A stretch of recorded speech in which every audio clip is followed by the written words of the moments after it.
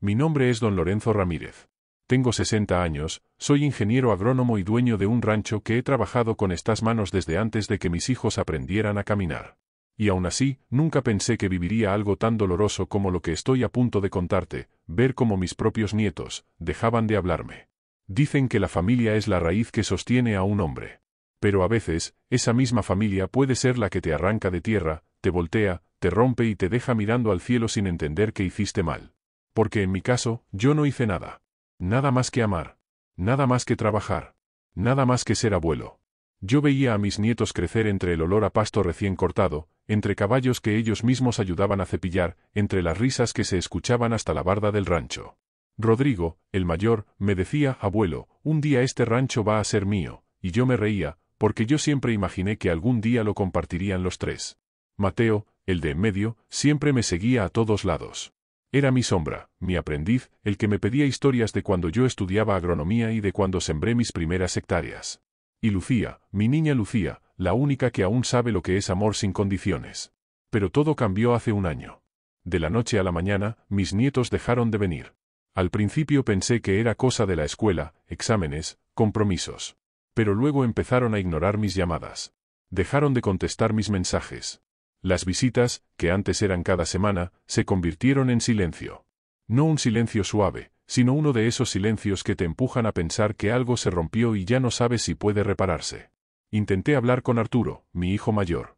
Él, con esa voz seca que siempre usa cuando algo le molesta, me dijo, papá, no es para tanto. Los muchachos andan ocupados. Pero no era cierto. Porque cuando uno ama, uno siente cuando lo están alejando. Rebeca, mi hija menor, fue más honesta. Me lo dijo mirando hacia el suelo, como quien no quiere decirlo pero ya no puede guardarlo. Papá, Arturo ha estado diciendo cosas. Cosas sobre ti. Sobre la herencia. Y los niños, pues, lo están repitiendo. Ahí entendí todo. No me dejaron de hablar porque no me quisieran. No me dejaron de hablar porque les fallé. No. Me dejaron de hablar, porque alguien les llenó la cabeza con mentiras. Arturo siempre fue ambicioso. Desde joven decía que el rancho era una pérdida de tiempo. Nunca entendió lo que significa sembrar, cuidar animales, esperar la temporada de lluvias, levantarte a las 4 de la mañana porque una vaca está pariendo. Él quería dinero rápido. Negocios. Inversiones inmediatas. Y cuando se enteró, por chismes, porque yo nunca se lo dije directamente, que había un testamento, empezó a obsesionarse. Mis nietos empezaron a repetir frases que nunca habían salido de su boca. Dicen que tú no nos vas a dejar nada. Dicen que solo quieres quedarte tú con todo. Dicen que ya no te importa la familia. Cada palabra era como una espina enterrándose en mi pecho. Yo, que lo daba todo por ellos. Yo, que trabajé hasta con fiebre para que nunca les faltara nada cuando venían de visita.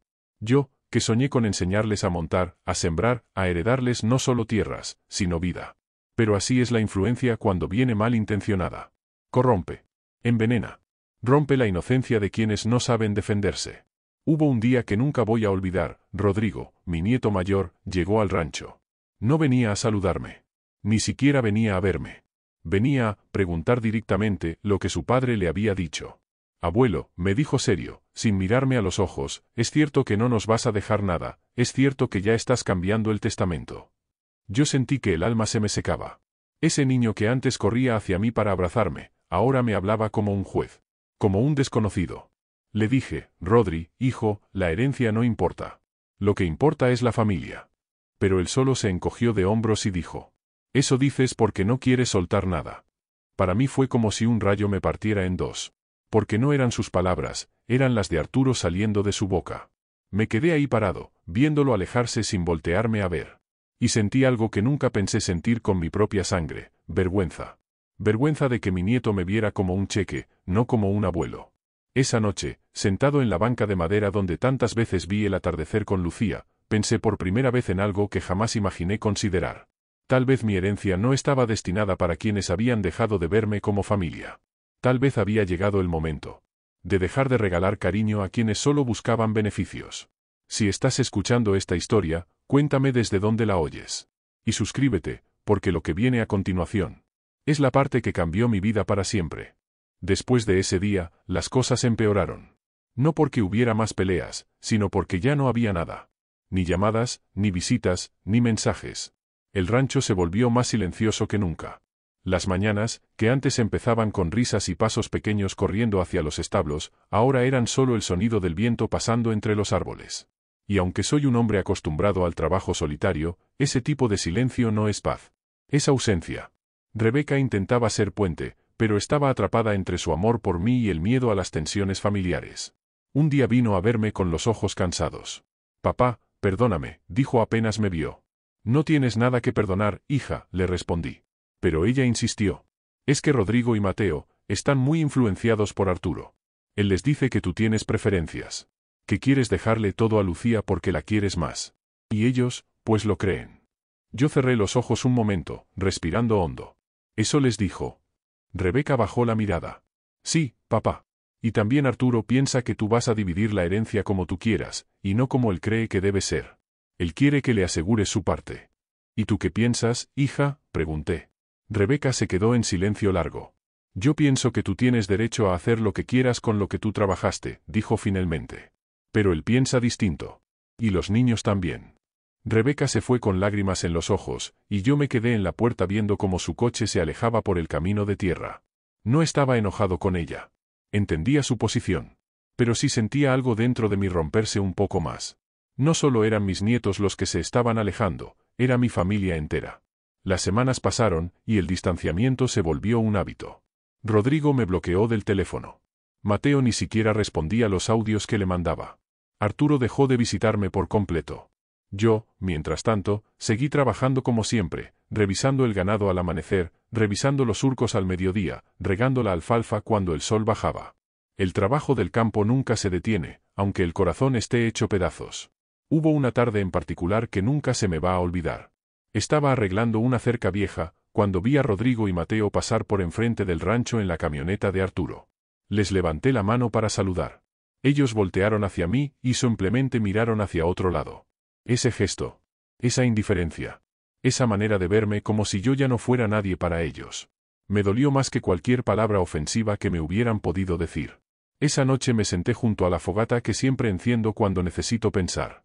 Miré el fuego, escuché cómo el viento movía las hojas del mezquite y me pregunté algo que nunca pensé que llegaría a preguntar. ¿De verdad vale la pena dejarles algo a quienes ya no me ven como familia? Porque la herencia nunca había sido un premio ni una deuda para mí. La herencia era un legado. Una historia. Una raíz que quería que ellos cuidaran cuando yo ya no estuviera. Pero, ¿qué sentido tenía dejarles algo a personas que ya me veían como un estorbo? Esa pregunta me atravesó más hondo de lo que esperaba. Tanto, que no pude dormir. A la mañana siguiente, mientras tomaba café en el porche, vi a lo lejos a mi vecino y amigo de toda la vida, don Eliseo. Venía en su viejo caballo pinto, con su sombrero ladeado y esa paz en la mirada que siempre trae. «¿Qué te pasa, Lorenzo?», dijo apenas se bajó. «Tienes cara de haber pasado mala noche». Me reí con ironía. «Eso es lo de menos, Eliseo. Creo que estoy perdiendo a mi familia». Él apoyó sus manos en sus rodillas. «Por la herencia, ¿verdad?».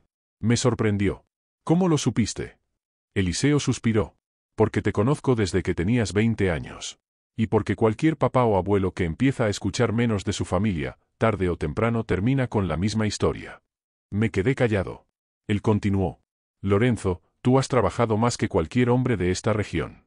Construiste este rancho desde cero.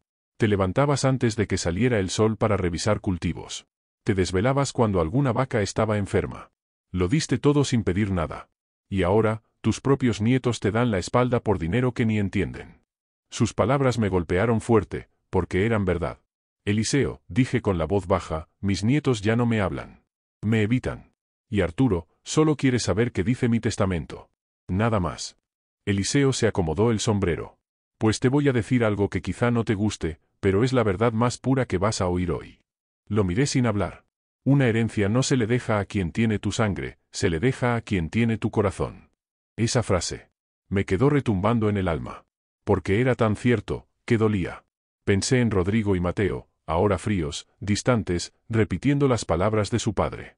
Pensé en Arturo, viendo el rancho no como hogar, sino como dinero. Pensé en Rebeca, que aunque se alejaba, nunca me faltó al respeto. Y pensé en Lucía, mi niña Lucía, la única que aún venía a esconderse detrás de los corrales para abrazarme sin que su mamá lo supiera. Apreté los dientes. Era hora de enfrentar la verdad. Eliseo me puso una mano en el hombro. «Es momento de que decidas, Lorenzo». No por rencor. No por venganza. Por dignidad. Y por amor propio. Esa noche, mientras el sol se ocultaba detrás de los cerros, lo supe. Ya no podía seguir esperando que el cariño regresara por sí solo. Ya no podía seguir regalando amor a quienes no me lo devolvían.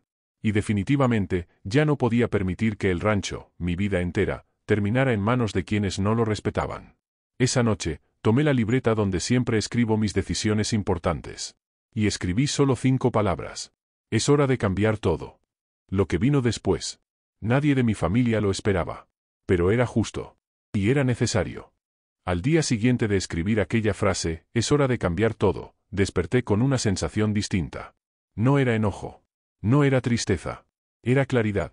Esa claridad que solo llega cuando uno acepta lo que ya no puede ignorar. Me preparé un café y salí al porche a ver el amanecer, como siempre lo hacía. Pero esta vez, el amanecer no se sintió como rutina, se sintió como decisión. Mientras veía el cielo teñirse de naranja, escuché pasos acercarse. No hizo falta voltear para saber quién era. Ese caminar tranquilo, pausado, arrastrando un poco las botas, era don Eliseo. Mi amigo desde hace más de 40 años. El hombre que estuvo conmigo cuando compré mis primeras 2 vacas flacas y me dijo, no importa cómo empiezan, importa cómo las cuidas. El café huele fuerte, dijo mientras se sentaba a mi lado sin pedir permiso. Eso significa que dormiste poco. Sonreí apenas. Dormí lo suficiente. Él me observó con esa mirada que todo lo entiende sin necesidad de palabras. Así que ya lo decidiste, ¿verdad? Asentí. Sí. Ya llegó la hora. Eliseo tomó su taza, le dio un sorbo y luego apoyó los codos en las rodillas. Lorenzo, cambiar el testamento no es solo firmar papeles. Es aceptar que la familia que uno soñó no es la que uno tiene. Y eso, cuesta más que cualquier hectárea. Sus palabras me calaron hasta el fondo. Porque eran verdad. Después de todo, yo no estaba decidiendo sobre tierras o dinero. Estaba decidiendo sobre amor. Sobre dignidad. Sobre quien realmente valoraba lo que había construido. ¿Sabes qué es lo que más duele, Eliseo?, pregunté, sin apartar la vista de los campos verdes que se extendían frente a nosotros. No es que mis nietos no quieran hablarme. Es que no tienen idea de lo que se están perdiendo. Los niños repiten lo que escuchan, dijo él. A Rodrigo y Mateo no los perdiste tú. Los perdió tu hijo.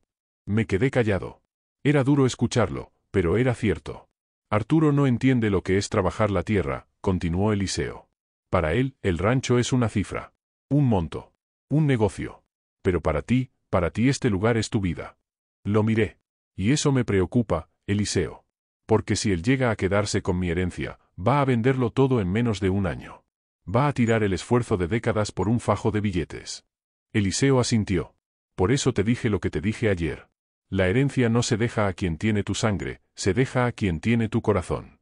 Guardé silencio un momento. Miré el pozo que construí con mis propias manos. Miré el establo que levanté tabla por tabla. Miré los surcos que sembré a pulso cuando aún no tenía maquinaria. Y recordé algo más profundo. Recordé a mi esposa. Eliseo notó el cambio en mi expresión. Pensaste en ella, ¿verdad? Asentí. Siempre lo hago cuando dudo. Él bajó la cabeza con respeto. Ella habría querido que el rancho quedara en manos que lo valoraran. Sí, dije. Ella siempre decía que este lugar era más que tierra. Era hogar. Era historia. Era la raíz de nuestra familia. Me recargué en la silla, sintiendo el peso de ese recuerdo. Cuando Rebeca era niña, continué, venía conmigo a revisar el ganado. Se ensuciaba toda y llegaba a la casa así, con las botas llenas de lodo. Su madre se molestaba, pero yo me reía. Le decía, déjala, que así es como se aprende lo que vale la tierra. ¿Y Arturo?, preguntó Eliseo. Solté un suspiro largo. Arturo nunca quiso saber nada. Desde pequeño decía que el rancho era aburrido. Que él no quería madrugar. Que prefería ciudad, negocios, computadoras. Nunca sintió amor por este lugar. Eliseo movió la cabeza. Los hijos son distintos. Pero el amor debería ser igual para todos. Por supuesto, respondí. Pero no se puede obligar a nadie a amar algo. Hubo un silencio profundo entre nosotros, roto solo por el canto de unas aves sobre el granero. Lorenzo, dijo Eliseo de pronto, tienes que contarme algo. No por curiosidad, sino porque quiero ayudarte a pensar bien. Dime. Si tu esposa estuviera viva, si ella viera cómo están las cosas ahora, ¿a quién crees que le diría que dejaras el rancho? La pregunta fue un golpe directo. Cerré los ojos un momento. Apareció su rostro en mi mente. Su sonrisa suave. sus manos llenas de tierra cuando me ayudaba a sembrar flores frente a la casa. Su voz diciendo, los Ramírez no se rompen. Se doblan, pero no se rompen. Abrí los ojos con la respuesta en el alma. Ella lo dejaría en manos de quien ame este rancho, no de quien lo vea como una cifra. Eliseo sonrió, satisfecho. Entonces ya sabes qué hacer. Me quedé pensando en Rodrigo y Mateo. Los vi corriendo entre los establos cuando eran niños, brincando sobre pacas de heno, persiguiendo pollos. Ellos amaban este lugar, cuando eran pequeños. Antes de que Arturo los llenara de ideas que no entendían. Y pensé en Lucía. Lucía, con su mirada noble. Lucía, que venía a visitarme a escondidas solo para preguntarme si necesitaba ayuda con las gallinas. Lucía, la única que jamás me pidió nada a cambio. La verdad era dolorosa, pero sencilla. Sí, dije finalmente. Creo que ya sé a quién dejarle mi herencia. Eliseo respiró profundo, como si al fin soltara un peso que él también cargaba. Pues prepárate, dijo mientras se levantaba. Porque cuando se enteren, va a temblar la tierra. Asentí. Que tiemble, dije. Ya es hora de que aprendan que la familia no se mide por sangre, se mide por actos. Eliseo montó de nuevo su caballo y se alejó lentamente por el camino de tierra. Yo me quedé viendo cómo se perdía entre los mezquites. Esa tarde tomé mi libreta, marqué una página nueva. Y escribí lo que sería la decisión que rompería por completo las expectativas de mi familia. Dejaré mi herencia a quien realmente me ame, no a quien me reclame. Lo que vino después fue la tormenta.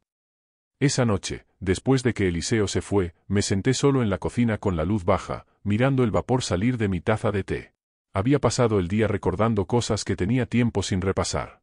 No eran recuerdos dolorosos, eran recuerdos que duelen por lo hermosos que fueron.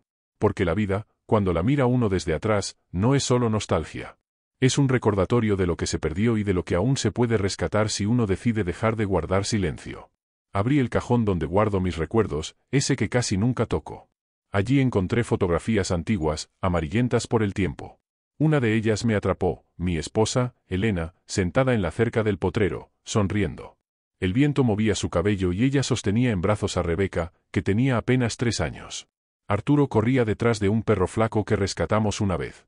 Ese día lo recuerdo bien, no porque haya sido especial, sino porque era normal. Y a veces los días normales son los que más extraña uno cuando se rompen las cosas. Prométeme que este rancho quedará en buenas manos, me dijo ella un día, cuando su enfermedad ya empezaba a mostrarse. Yo le tomé la mano y le respondí, claro que sí, vieja. Este lugar es nuestra vida.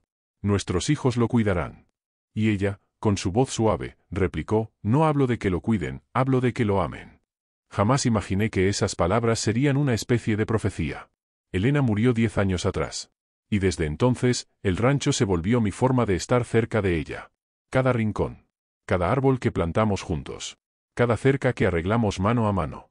Cada noche en que nos sentábamos a ver las estrellas mientras los grillos cantaban. Para ella, la tierra no era dinero. Era hogar. Era familia. Y yo, sin querer, fui olvidando ese sentido al intentar mantener unido algo que ya estaba roto. Miré otra foto. Rodrigo, cuando tenía 6 años, sentado sobre mi caballo viejo, al que él llamaba Don Grillo. Yo lo sostenía por la cintura mientras él extendía los brazos diciendo, mírame, abuelo, estoy volando.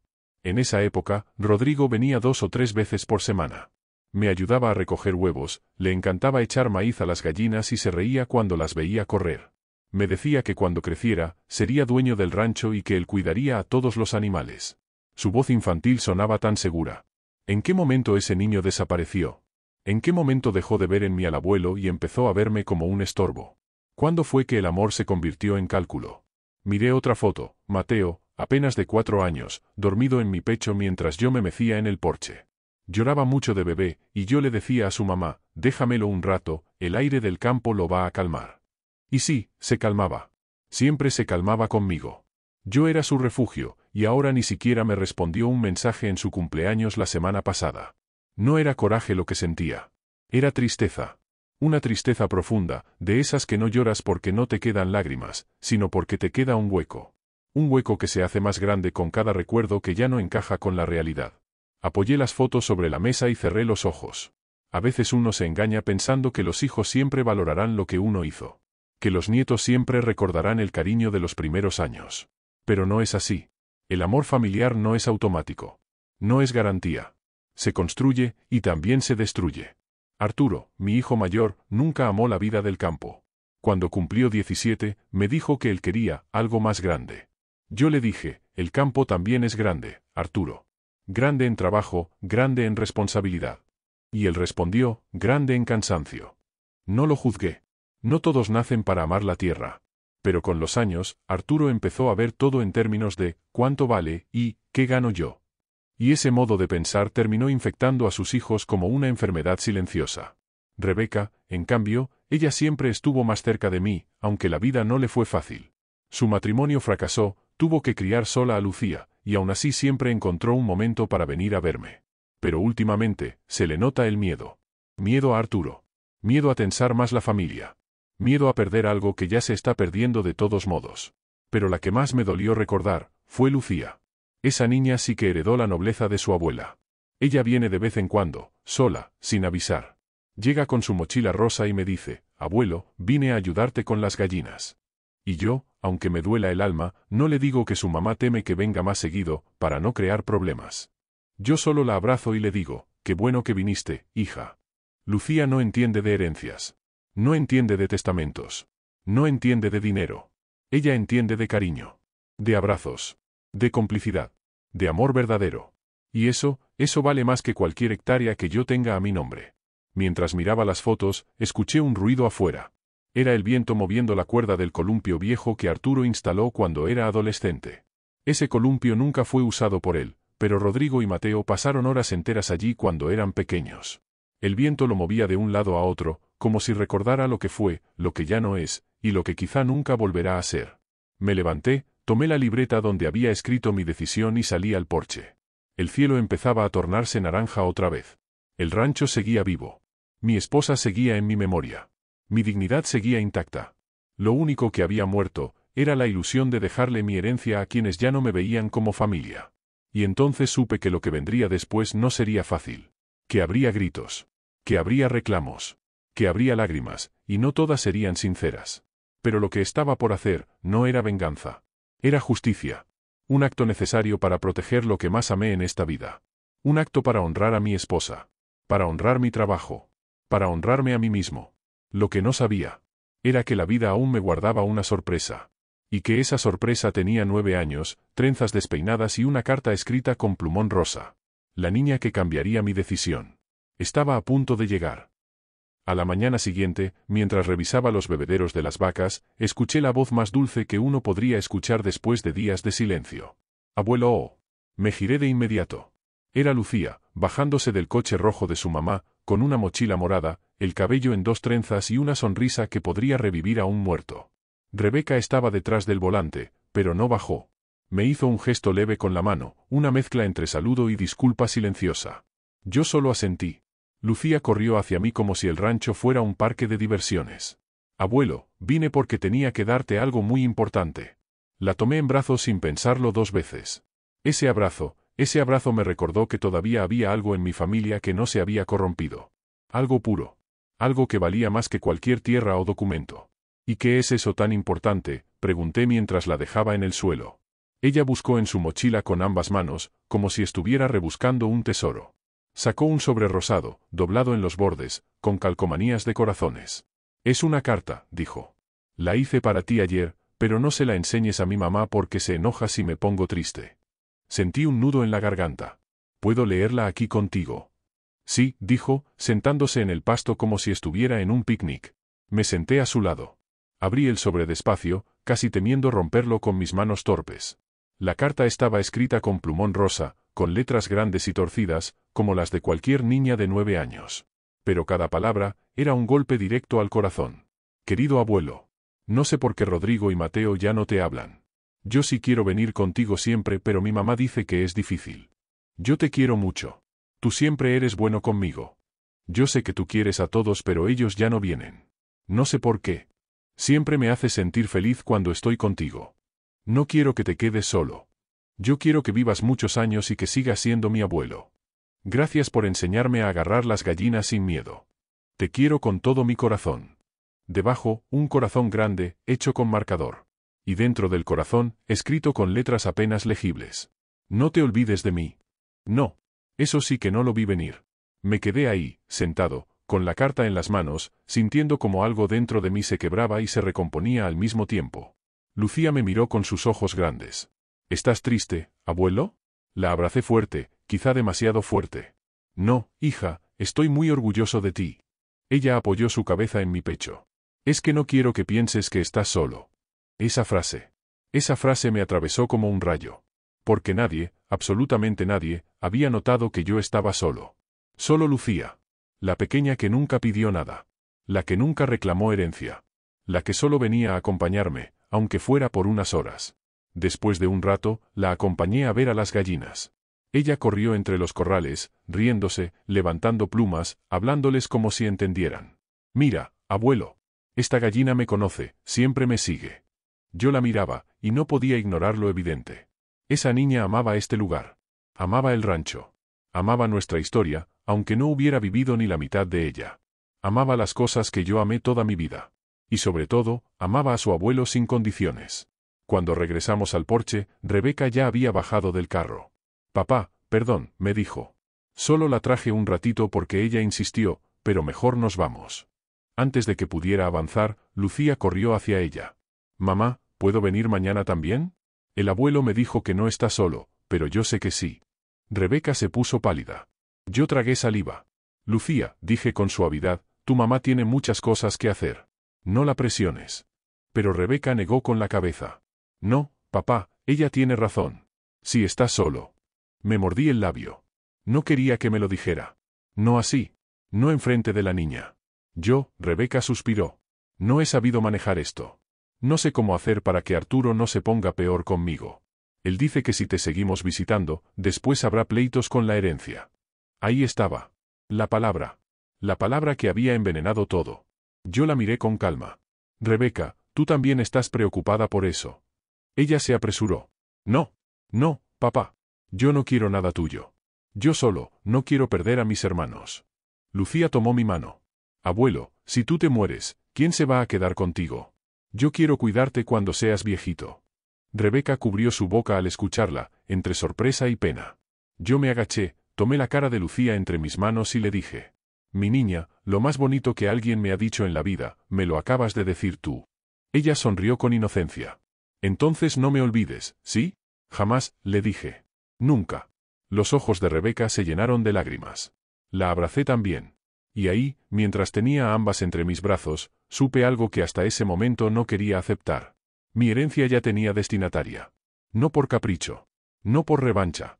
No por enojo. Sino porque la vida, y esa carta escrita con plumón rosa, me habían mostrado a la única persona que aún tenía mi corazón. Cuando Rebeca y Lucía se fueron, el rancho volvió a quedar en silencio. Pero ya no era un silencio triste. Era un silencio de decisión. Un silencio de claridad. Un silencio de inicio. Porque lo que iba a hacer, rompería a mi familia, sí. Pero también abriría un nuevo camino para la única persona que aún veía en mí a un verdadero abuelo. Y ese camino era justo. Era necesario. Y estaba por cambiarlo todo.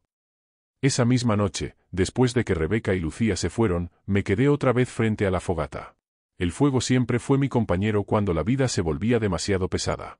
Me senté en el viejo tronco que uso como banca y miré las llamas bailar, como si trataran de decirme algo que yo ya sabía pero no quería aceptar. En mis manos tenía la carta de Lucía. La leí una vez más, despacio, saboreando cada letra imperfecta. Esas palabras, escritas con plumón rosa, tenían más verdad que cualquier conversación adulta que había tenido en años. No te olvides de mí. Esa frase se me clavó como una espina. Porque la verdad era que yo sí tenía miedo. Miedo de que, si un día faltaba, nadie recordara quién fui de verdad. No el dueño de un rancho. No el ingeniero agrónomo. Sino el hombre que intentó darle amor a su familia, incluso cuando la familia empezó a olvidarlo. Esa noche tomé una decisión final. Una que ya no tenía vuelta atrás. Fui a mi cuarto, abrí el cajón donde guardaba mi testamento original y lo puse sobre la mesa. Lo miré con calma, con una mezcla de tristeza y liberación. Ese documento, que durante tantos años pensé que sería una bendición para mi familia, se había convertido en un arma que ellos mismos estaban usando para destruirnos. Y yo, ya no estaba dispuesto a permitirlo. Toqué la puerta mentalmente de mi memoria, buscando la respuesta que necesitaba. La voz de Elena, mi esposa, apareció en mi mente, como si estuviera a mi lado. Lorenzo, el amor verdadero no se hereda en papeles, se hereda en actos. Esa frase fue suficiente. Agarré un bolígrafo y comencé a escribir. Se me llenaron los ojos de lágrimas, pero no de tristeza. Eran lágrimas de dignidad, de claridad, de verdad. Escribí el nombre de quien sería la única heredera del rancho. Y no era ni Arturo, ni Rodrigo, ni Mateo. Era Lucía, mi nieta de 9 años. La única que me había dado amor sin pedir nada a cambio. Cuando terminé, respiré hondo. Sentí como si hubiera puesto en orden no solo un papel, sino mi propia vida. Pero sabía que esa decisión desataría una tormenta. Una tormenta que no tardaría en llegar. La mañana siguiente comenzó tranquila. Parecía un día normal, hasta que escuché la camioneta de Arturo entrar al rancho levantando polvo como si fuera a chocar contra algo. Me puse firme. Sabía que venía por conflicto, no por cariño. Arturo bajó del vehículo sin saludar, con el ceño fruncido, la mandíbula apretada y esa soberbia que tanto daño le había hecho a su familia. ¿Me puedes explicar qué es lo que estás haciendo, papá?, dijo sin siquiera un buenos días. Me limpié las manos en un trapo y me quedé mirándolo sin moverme. ¿A qué te refieres, Arturo? ¿A qué Rebeca me dijo que Lucía estuvo aquí ayer? ¿Por qué la estás metiendo en medio de esto? ¿Por qué estás provocando división? Me quedé inmóvil, observándolo. No reconocía en él al niño que alguna vez me decía que me admiraba. Ese niño había desaparecido hacía mucho. No estoy provocando nada, le dije con calma. Lucía vino por decisión de ella. Y Rebeca la trajo porque sabía que yo la necesitaba. Arturo bufó, como si mis palabras le dieran asco. ¿Y de qué la necesitabas? ¿Para que te haga sentir mejor cuando mis hijos, ya no quieren saber de ti? Ese golpe fue directo, pero no reaccioné. Ya no me iba a permitir caer en provocaciones. Arturo, le dije, no estoy buscando que nadie me haga sentir mejor. Estoy buscando dignidad. ¿Te parece mal? Él se acercó más, con los ojos encendidos. ¿Y tú crees que tienes dignidad dejando de hablarle a tus nietos solo porque no quieren venir a trabajar al rancho? Ellos dejaron de hablarme a mí, Arturo. No yo a ellos. Porque no les da seguridad. No saben qué vas a hacer con tu herencia. Y tú los haces sentir como si no fueran suficientemente buenos para ti. Yo respiré hondo y dejé que el silencio hablara por unos segundos. Arturo, dije finalmente, ¿desde cuándo te importa tanto la herencia? Sus ojos se movieron nerviosos. ¿Desde cuándo? Desde siempre, papá. Porque Rodrigo y Mateo merecen algo. Yo merezco algo. Tú no puedes decidir solo. Yo clavé mi mirada en él. ¿Y tú crees que una herencia se gana gritándome, haciéndome sentir viejo, o manipulando a tus hijos para que me den la espalda? Arturo tragó saliva. Lo había descubierto. Yo solo quiero lo que es justo. Justo, respondí con firmeza. O conveniente. Arturo no supo qué responder. Se quedó callado, respirando rápido. Me acerqué lentamente a él. Escúchame bien, Arturo. Yo trabajé esta tierra antes de que tú nacieras. Le di comida a tus hijos, les di educación, les di techo. Y aún así, todavía te atreves a decir que te debo algo. Arturo levantó la voz. Claro que sí, porque soy tu hijo. Y ahí supe que ya no había nada que salvar. Arturo no quería justicia. Ni respeto. Ni familia. Quería posesión. Quería control. Quería asegurarse de no quedar fuera del testamento. Y yo no iba a permitirlo. Arturo, dije con una calma que lo desconcertó, vine a este mundo para trabajar, no para mantener ingratos. Él abrió los ojos como si le hubiera escupido una verdad que no sabía recibir. ¿Qué estás diciendo, papá? Di un paso hacia atrás. Que la herencia ya no es un tema que puedas discutir conmigo. Arturo frunció el ceño. ¿Por qué dices eso? ¿Qué hiciste? Lo miré directo a los ojos. Hice lo que debía hacer. ¿Qué hiciste? Dime. Respiré hondo. Es mi decisión. Y la vas a saber pronto.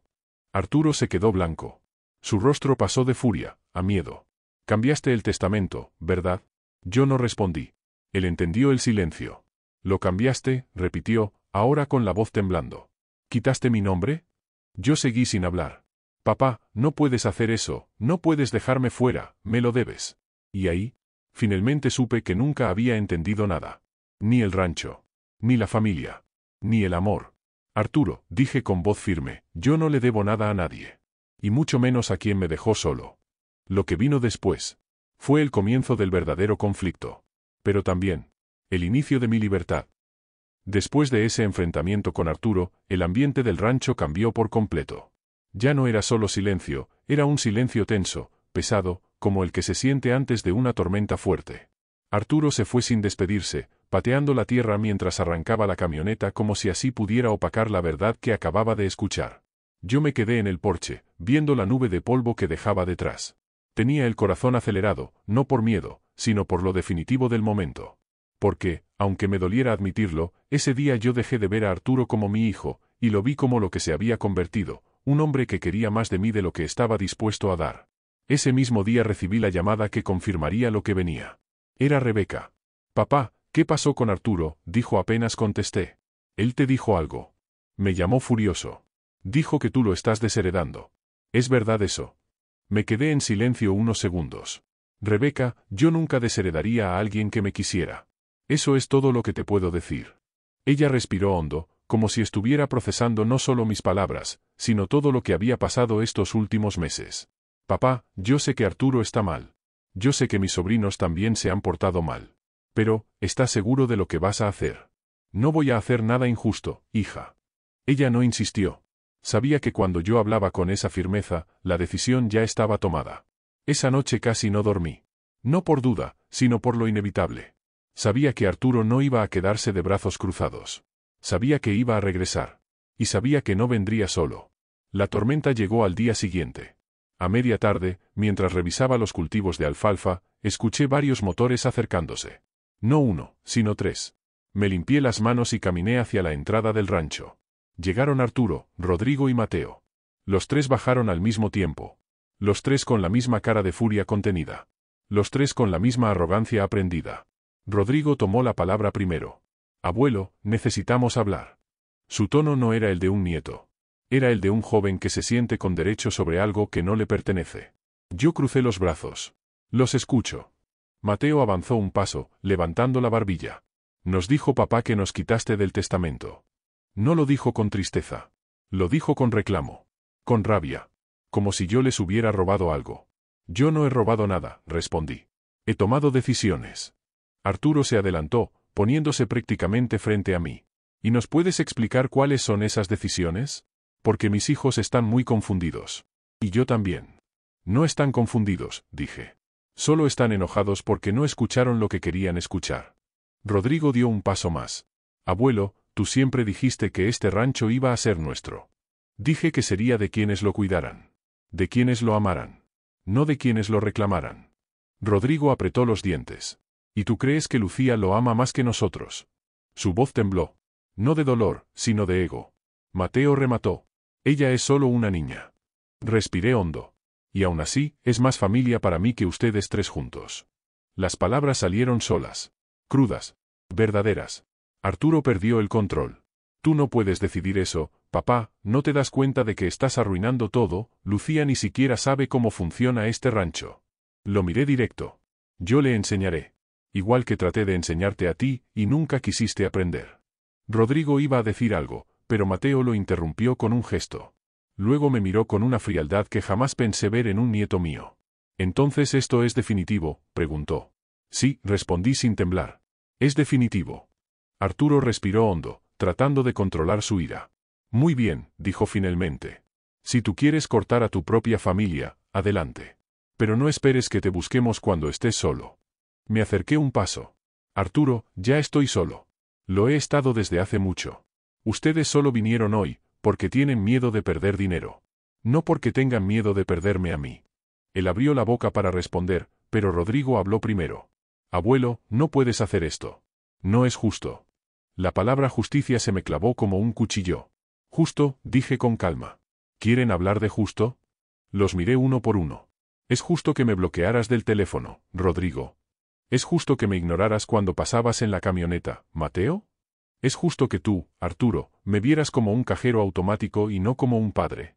Se quedaron callados. «Esto no es una venganza», continué. «Es consecuencia». Arturo tragó saliva. «¿Y qué planeas hacer, dejarle todo a esa niña?». Respiré profundo.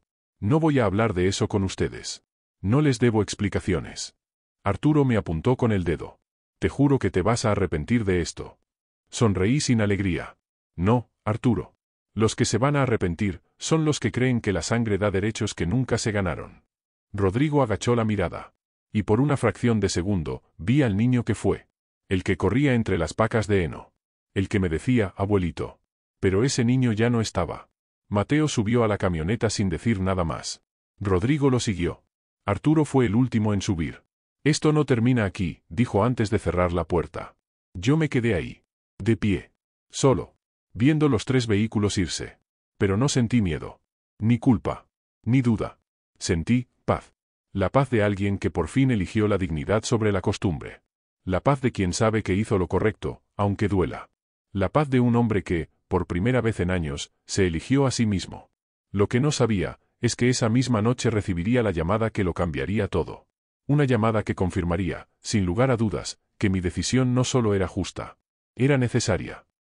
Esa noche, ya cuando el rancho había vuelto al silencio de siempre, estaba preparando un café cuando sonó el teléfono.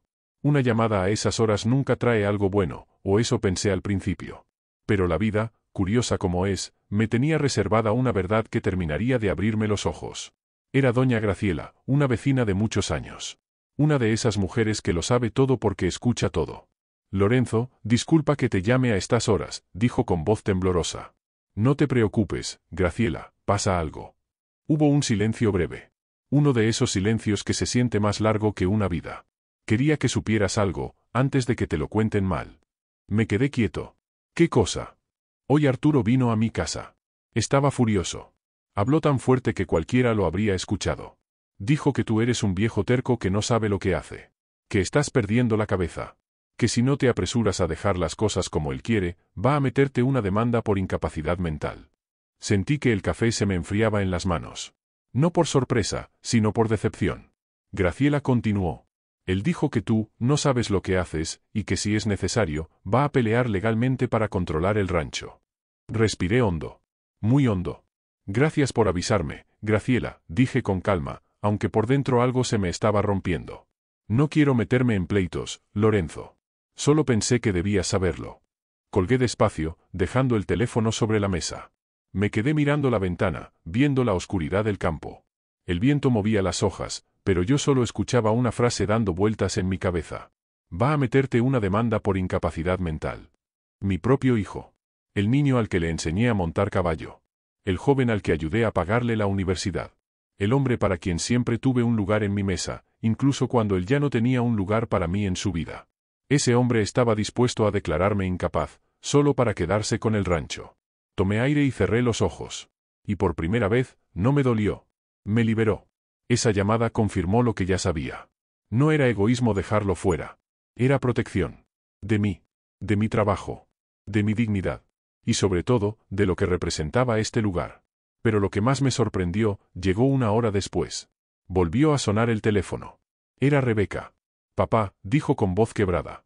¿Estás bien? No te preocupes, hija, ¿por qué llamas tan tarde? Ella respiró fuerte, como si estuviera sosteniendo las lágrimas. Porque Arturo me vino a ver. Y me dijo lo que está planeando. Me dijo que si tú no cambias el testamento, él te va a obligar legalmente. Yo apreté los dientes. Rebeca, él no puede obligarme a nada. Lo sé, papá. Pero eso no es lo que me preocupa. ¿Entonces qué te preocupa? Su voz tembló. Me preocupa lo que él se está convirtiendo. Me preocupa que mis sobrinos aprendan eso de él. Me preocupa que tú termines sufriendo solo. Me quedé callado. Entonces ella añadió algo que me dejó sin palabras.